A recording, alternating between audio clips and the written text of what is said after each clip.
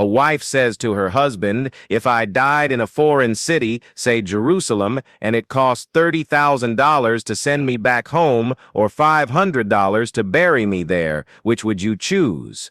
The husband replies, $30,000 to ship you back. The wife, happy but surprised with his answer, asks, really? Why would you choose $30,000 over $500? The husband explains, because 2,000 years ago in Jerusalem, a man died and rose from the dead 3 days later. I can't take that chance.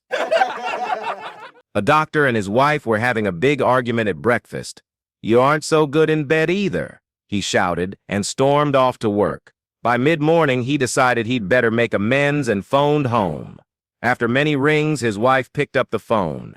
What took you so long to answer? I was in bed. What were you doing in bed this late? Getting a second opinion. A young bride was scouring the aisles of the supermarket. Up and down each aisle she went, then started over again. The store manager noticed this and went over to her. Can I help you find something, miss? He asked. It's Mrs., she said proudly. I just got married. Congratulations, said the manager. What can I help you find? Scratch, she replied. Scratch? He asked. Is that a new cleanser or something? No, silly, she replied brightly. My husband told me that his mother made everything from scratch, so I need to find some. A sales rep, an admin clerk, and the manager are walking to lunch when they find an antique oil lamp. They rub it, and a genie comes out. The genie says, I'll give each of you just one wish. Me first. Me first, says the admin clerk. I want to be in the Bahamas driving a speedboat without a care in the world. Poof. She's gone. Me next, says the sales rep.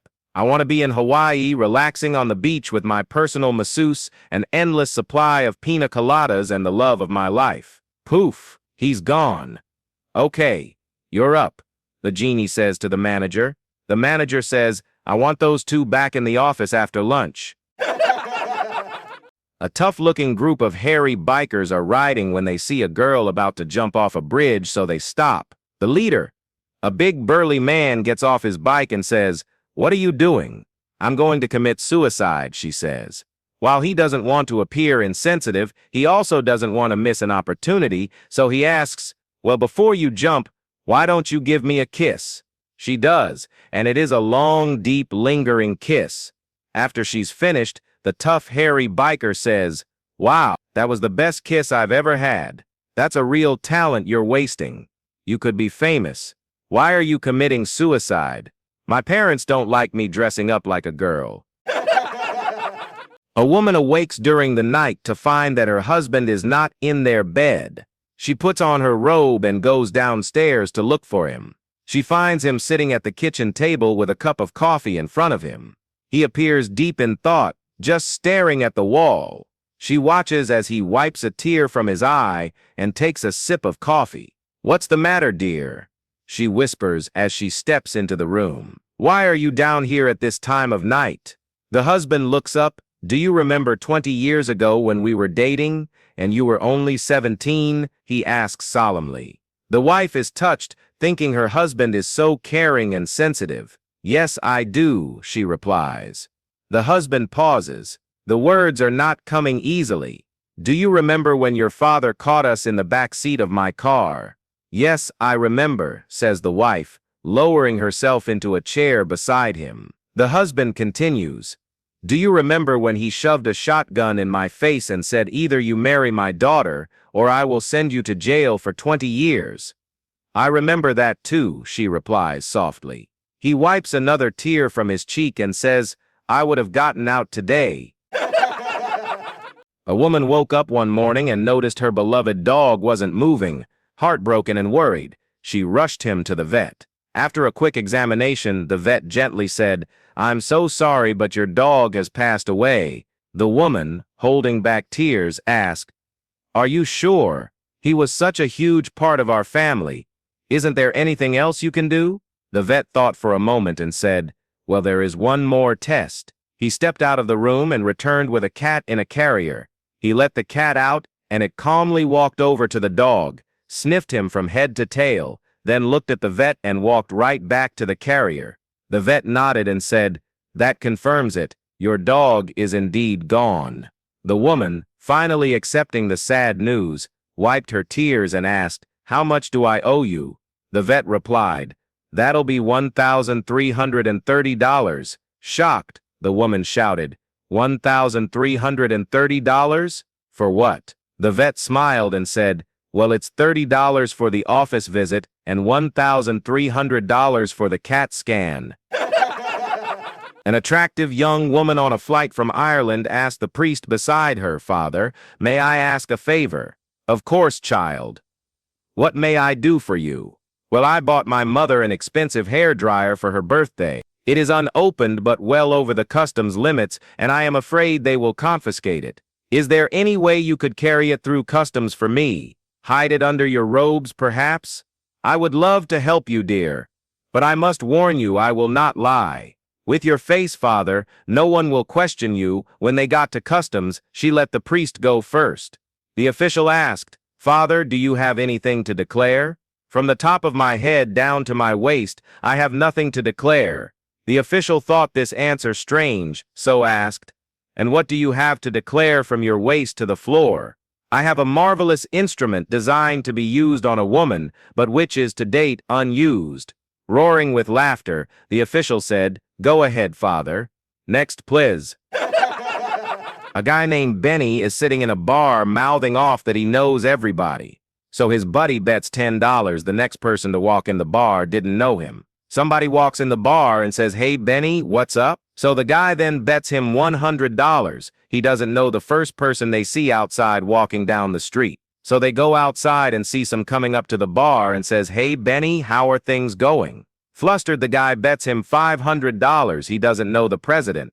So they drive up to the White House and the security guard says, "Benny, you know you can't just show up here like this." Then a limo pulls up with the president in it and he rolls down the window and says, "Hey, Benny, how have you been?" So then he bets him $1,000 he doesn't know the Pope. So they take a plane down to Rome and he says, "Oak, now watch up there on that balcony, I'm gonna come out there with the Pope." So he goes up there and looks down to see his friend pass out. He goes down there and says, "Are you that surprised that I know the Pope?" He goes, "No, somebody walked behind me and said, 'Who's that guy up there with Benny?'" A man and his wife were dining at a fancy restaurant when the husband noticed something odd. Their waiter had a spoon tucked into his shirt pocket. Curious, he glanced around and saw that every waiter and busboy had one too. So he asked, "Excuse me, but what's with the spoon in your pocket?" The waiter smiled and explained, "Ah, good eye. A consulting firm analyzed our workflow and discovered that spoons are dropped 74.8% more often than any other utensil. By carrying a spare, we save about 3 hours per shift running back and forth to the kitchen." The husband was impressed. Sure enough, halfway through the meal, he accidentally dropped his spoon. Without missing a beat, the waiter pulled out the spare from his pocket and handed it over. "No worries, I'll grab another next time I head to the kitchen," he said. Later, while ordering dessert, the husband noticed something even stranger, a thin string hanging from the fly of the waiter's pants. He pointed it out and said, "Hey, not to be nosy, but there's a string hanging from your zipper." The waiter leaned in and replied, "Sharp eye again. The same company found that we waste nearly 2 hours a shift just washing our hands after using the restroom. So now, we tie a string to, well, you know, so we can pull it out without touching anything. Cuts down on trips to the sink." The husband raised an eyebrow and asked, "Okay, but how do you get it back in your pants?" The waiter grinned and whispered, "Oh, that's what the spoon's for." There were these twin sisters just turning 100 years old in St. Luke's nursing home, and the editor of the local newspaper told a photographer to get over there and take the pictures of these 100-year-old twin biddies. One of the twins was hard of hearing, but the other could hear quite well. The photographer asked them to sit on the sofa. The deaf one said to her twin, "What did he say?" "We gotta sit over there on the sofa," said the other. "Now get a little closer together," said the cameraman. Again, "What did he say?" "He says squeeze together a little," so they wiggled up close to each other. Foe, just hold on for a bit longer, I've got to focus a little, said the photographer. Yet again, what did he say? He says he's gonna focus. With a big grin, the deaf twin shouted out, "Oh my God! Both of us?"